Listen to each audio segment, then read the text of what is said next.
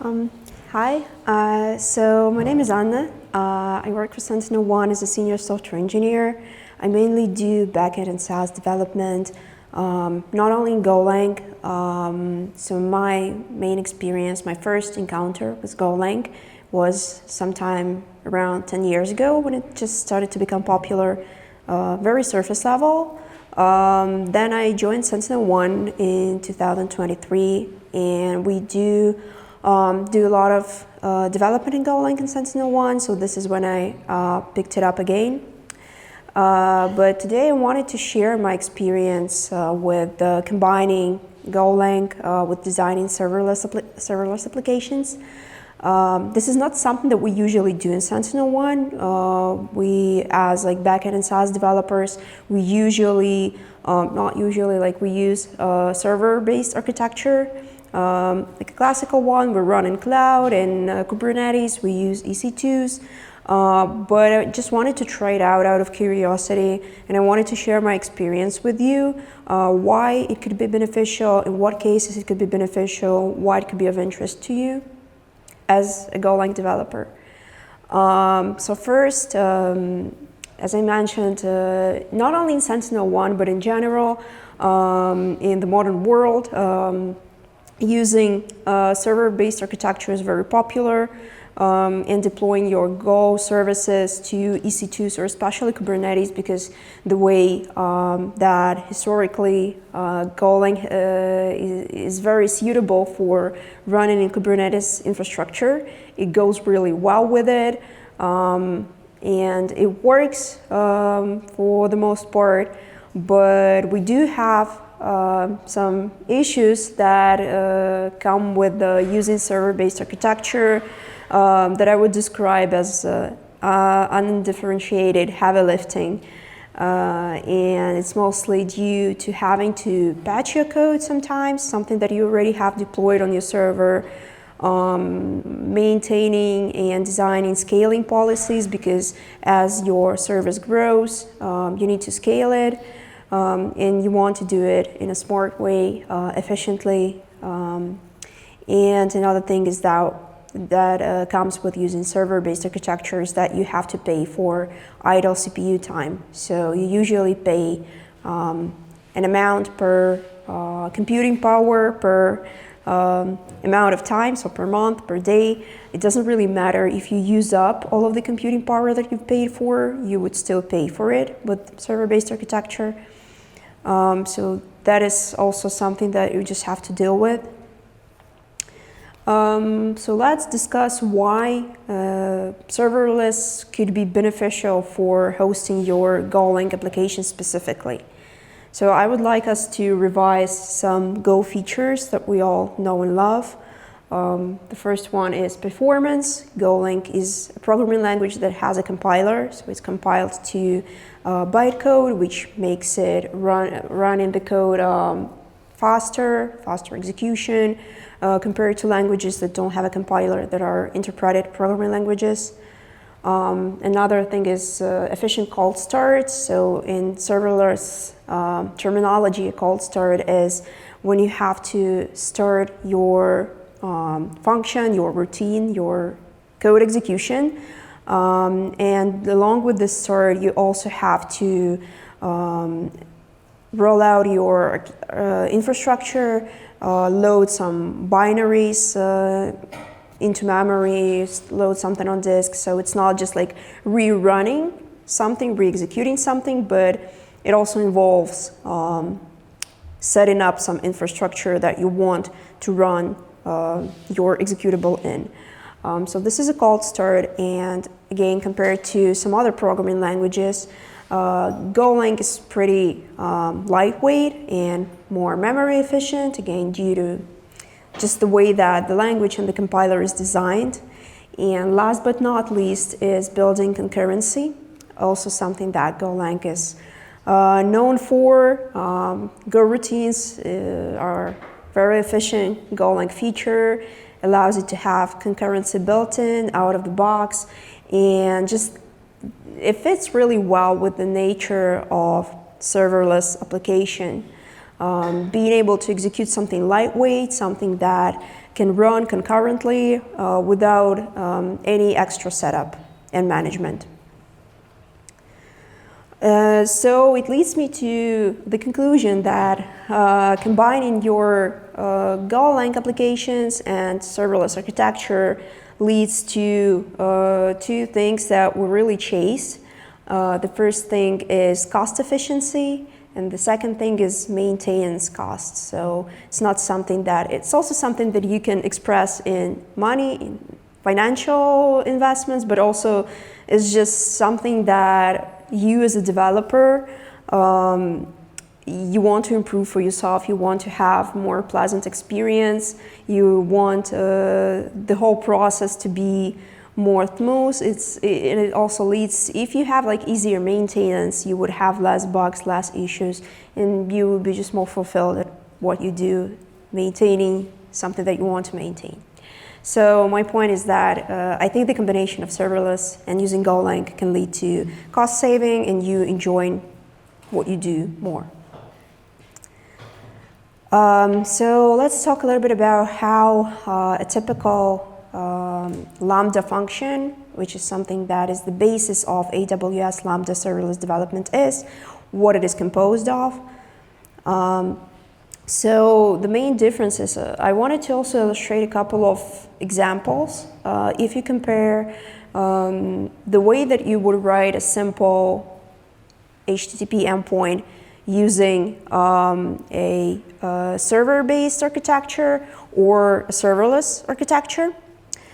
So I think you have already encountered using that HTTP package. It's a popular standard Golang package that you would use for designing HTTP servers, the traditional server-based way. The mechanism is that you write an application, and this application is running, it's occupying a particular TCP port, usually something like 8080. So the operating system of the infrastructure that you're running your application in is providing one of its ports to the application. This port cannot do anything else. It's dedicated to running your stuff. When it comes to resource use, you have a process, a persistent process that your application is running in. Again, it cannot do anything else. This is a process that is dedicated purely to run your application.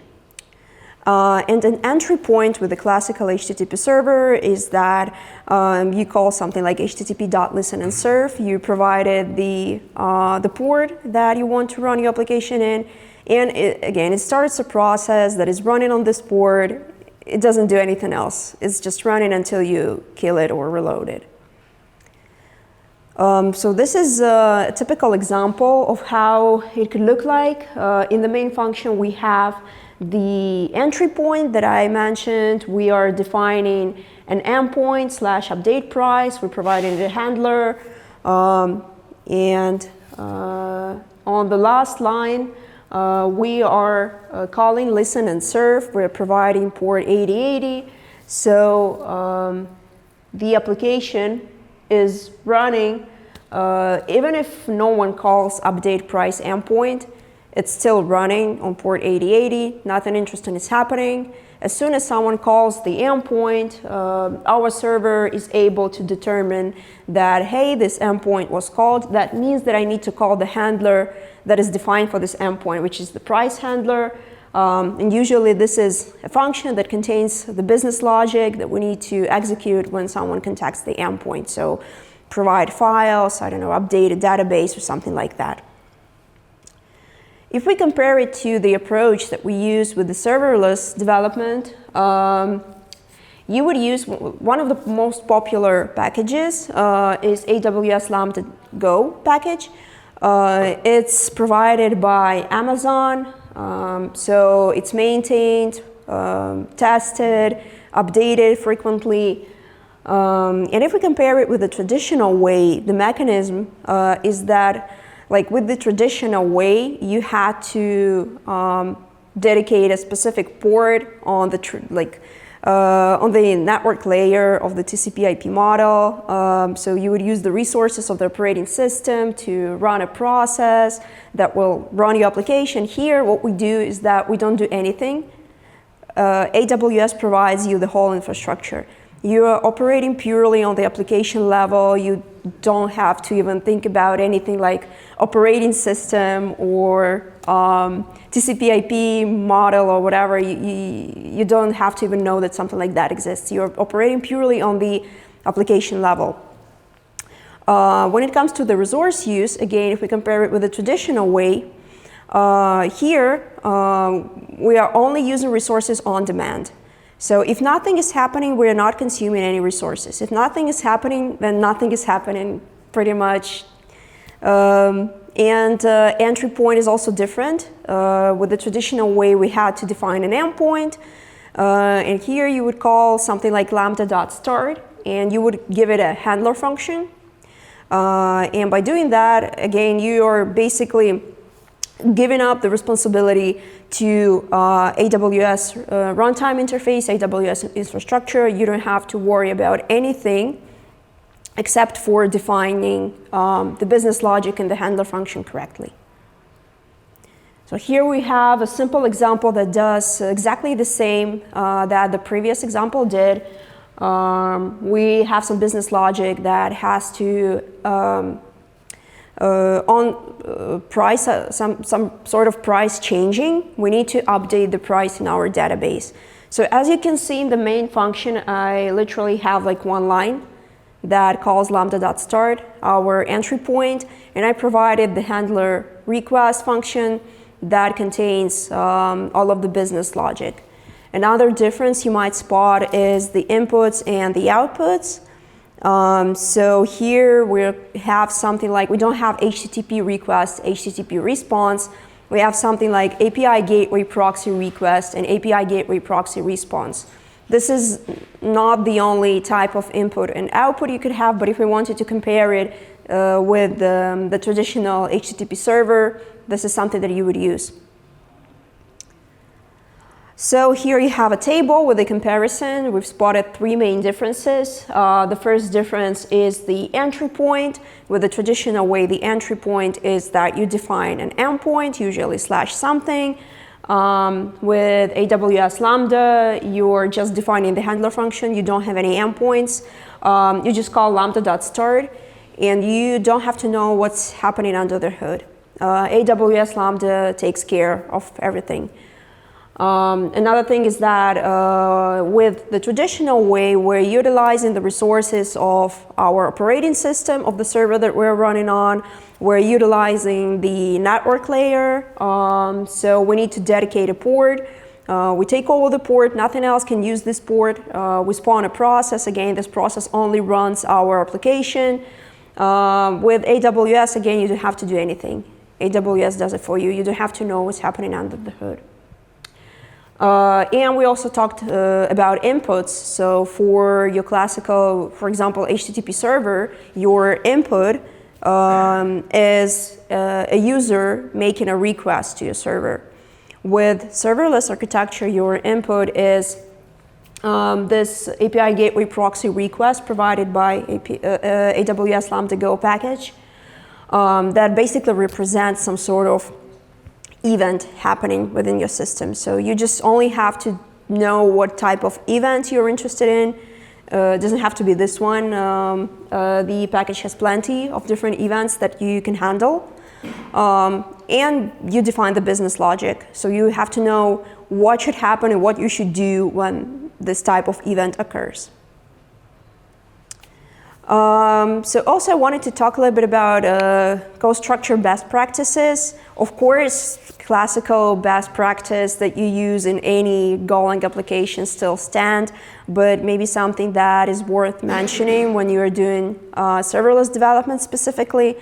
We don't have any like extra recommendations, because basically serverless development is you defining functions in Golang. So as long as you know how to write functions in Golang, you don't have to no anything extra, but I think the good approach that you can take is that first thing you would use a handler pattern. This is something that you saw in the slide that I showed you as the example, that your business logic is extracted to some sort of service function.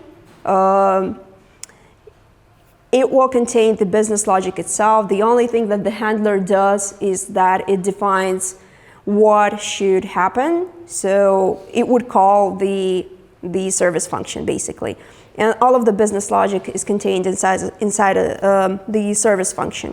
Here you can see that if this handle request function, the only thing that it does, first it passes, it's a thin handler, which means that it does some stuff, parses the event that we have into a JSON or a structure that will be accepted by the service function. I think the benefits of it are, as usual, as with any time that you use the decoupling mechanism, is that you divide the responsibility, you make the unit testing easier, etc., etc. The second pattern is the service. As you saw, this is in the previous slide, we've called the service inside the handler. This is how your service would look like. It contains the business logic itself. And again, I think the benefits are similar. You can easily unit test such a function. As you can see, here I have a structure that contains some sort of repository that I can move any DB calls to. If you would want to, I don't know, have some sort of matrix gathering or something else like that, external service calls, all of that would be easily mockable within a unit test. And another good thing is that again, it's easily maintainable. If somewhere in your application, let's say one day you would like to move to a server-based, you wouldn't have to rewrite your code too much. You just call the update item price from an endpoint. You don't have to rewrite any logic at all. And another thing also, I think pretty popular when it comes to talking about best practices in Golang is using context. It's especially important with serverless or especially AWS Lambda development because Lambdas, they have a hard timeout. This is for performance reasons, for again making the maintenance more easy because if you don't have it and you have something hanging and then you're trying to understand what is wrong with your application, this type of stuff like something hanging, having zombie functions, zombie processes, sometimes it can be hard to debug. You could spend a lot of time on that. So a Lambda function, it has a timeout. You can set it and it's a hard timeout. It will just stop. So if you use a context, your function will also stop. You wouldn't have any like running zombie processes or something like that. Depending on what context you use, you can also making your life easier by tracing all of the different stuff. Maybe you have some metadata that is important for the event that you're handling. You can attach it to a context. So I think as with other Golang application, using context just helps a lot. And especially with AWS Lambda, it helps you prevent the zombie processes and zombie functions. So the summary, again, 3 things that I would consider best practices. The first one is using the handler pattern. So a function that is like a thin handler, maybe does some data transformations, but it doesn't contain any business logic, nothing like that. You would use a service pattern, and this is a function that would define the business logic, should be easily mockable, should be easily transferable, could be called from anywhere else. It shouldn't have a lot of dependencies. And the third one is using the context, so the Golang context, to ensure you don't have any zombie processes running. I also wanted to present you with a couple of examples how you can use AWS Lambda and Golang services in creating event-driven architectures. So, for example, we could use something like, again, combining it with other AWS services. Just the way that AWS as a product is designed, it is designed for you to use different services within AWS to satisfy your needs of your application, your business product, or whatever. So I think AWS Lambda can be very well combined with other services in AWS, such as, for example, S3. Maybe you would want to execute something upon someone uploading a file to S3, like, I don't know, making a backup or analyzing the file. So you could define an AWS Lambda function. You don't have to have a dedicated microservice that the only thing that it does is monitors if there are more uploads to S3, and only when there is an upload it would do something. It would consume resources, it would be idle most of the time, and it's just not efficient. Also using, the second thing is DynamoDB streams. So if you're using DynamoDB as your database, maybe you have some business logic where you want to execute some sort of action upon an insert or an update in your DynamoDB database.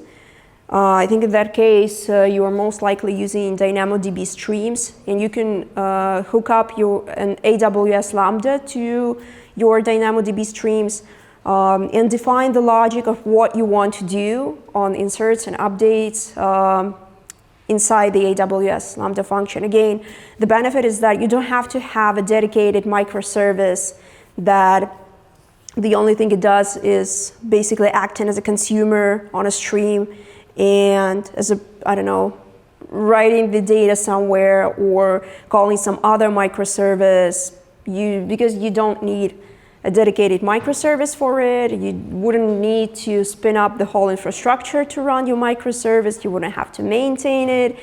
You wouldn't have to have like a team of developers dedicated to this microservice purely for the purpose of handling DynamoDB streams incoming messages. Another good example is basically creating fan-out services. So if you have a microservice architecture within your AWS ecosystem, most likely you do have a service which is acting as a producer. It produces a lot of data, and you have multiple consumers of this data. If you have something like that within your ecosystem, you probably know that sometimes it can be hard to maintain if you have a really high load and you have a lot of consumers listening to this single entry point, to this single producer. You need to figure out some really smart partitioning strategies or managing the load so that you don't have like a really huge lag, so that you don't run into, I don't know, figuring out some deduplication mechanism. It sometimes can be painful. And usually in this situation, what you do is that you define a fan-out service where it acts as the consumer of this high stream of data, and then it fans out the data to the consumers that need to receive it based on, I don't know, data payload or the origin of the message, or I don't know. So again, you can replace such a microservice with an AWS Lambda function. You don't have to need an infrastructure for that. You just define the logic of fanning out different stuff and you're done. And another not really popular, I think, example is basically using AWS Lambdas as a replacement for HTTP service. So you can use AWS API Gateway to redirect your HTTP calls to dedicated AWS Lambda functions. I think that could be useful if you have an HTTP server that is not handling high load. It's handling some requests occasionally, but most of the time it's idle. In that case, it can be replaced by AWS Lambda functions. If it's a high-load thing, I wouldn't recommend using AWS Lambdas. In the end, you would still spend more money on financing all of your AWS Lambdas, on the scaling. Then it's better to go with a classical HTTP server. But if you do have something like that just occasionally something happens, again, maybe you have a HTTP server that handles the logic of, I don't know, when I upload some sort of crash dump to an S3, I also call an HTTP endpoint, so it happens once in a while. This can be replaced by AWS Lambda 2. Let's talk a little bit about scaling and performance. So again, one of the benefits of using serverless is that Lambda functions, they scale per request, so you don't have to think about scaling. The more events are happening, it will scale automatically. Less events are happening, it will downscale itself. So you don't have to think about any scaling strategies, more or less. Another interesting thing that I wanted to show you is this graph, because apparently I didn't know about that, but AWS Lambda scales the number of CPU power with memory. It kind of makes sense. It's a linear scaling. The more memory you're consuming, the more CPU power you need.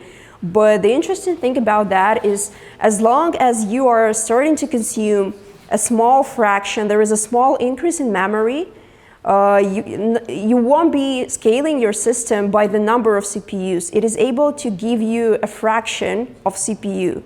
And on this graph, you can see that, like, for example, until I reach 1,769 megabytes of memory increase, I will only get billed for the fraction of virtual CPU power. Once you increase your memory consumption by 1,769 megabytes, then you get billed for one whole virtual CPUs. If it's a smaller increase, you get billed for the fraction of it. And this is really useful for you as a Golang developer, because applications written in Go can be really memory efficient. So you can design your service in a way that in order for it to acquire more resources, it only needs a fraction of memory. And if you're able to do it in this way, you will only scale by fraction of memory. If this fraction is less than 1,769 megabytes, you will only pay for the fraction of CPU power, and it helps you save money. I also wanted to quickly present you with the deployment and tooling that you might be interested in if you decide to go that serverless route. So I recommend utilizing lean binaries, which is also an easy thing to do with using Golang. You can compile your static binaries in a way that they're really minimal, really lightweight. You can utilize infrastructure as a code that AWS provides really well, and integrate for observability. Again, you can utilize AWS ecosystem for providing you with that. And also some real-world implementation tips. Something that I've noticed during me attempting to do it, or like some advice that I read on the internet. First thing is reusing connections by defining them in a global scope. In the beginning, I described you what is a cold start versus the warm start in the serverless terminology. So by doing that, you would make your cold starts a lot more efficient, so that the database connection can be reused if it's not a cold start. If it's a warm start, you wouldn't need to redefine your connection unnecessarily if you can still use the one that's still open. You don't have to open a new one. Using Golang's robust error handling. Again, I think it's something that stands for all Golang applications, but using serverless, it just makes your life a lot easier when debugging your code, because not necessarily you would have like a log file where everything's in order. So it's better to use robust error handling. Again, as I mentioned, using the context, maybe attaching some metadata to the context so the debugging is easier. And the same thing with logging, it just makes debugging serverless applications easier. And you can utilize AWS ecosystem, again, so you wouldn't have to reinvent the wheel. You can use something that already exists. So I wanted to conclude and summarize. I think if you wanted to take something out of this talk, would be those three things. The first thing is that using Go with Lambda, AWS Lambda, equals high performance plus low maintenance. This is something that I was talking about in the beginning. You save money, you make your life easier. I think this is something that we all want from being a developer. The second thing is that event-driven architectures enable rapid scaling. We've talked a lot about how we can utilize the features of Golang compiler, of stuff like Go routines, how we can utilize the scaling, the auto-scaling strategies of AWS Lambda with the fraction of CPU power. So yeah, basically you can utilize that to make scaling more rapid.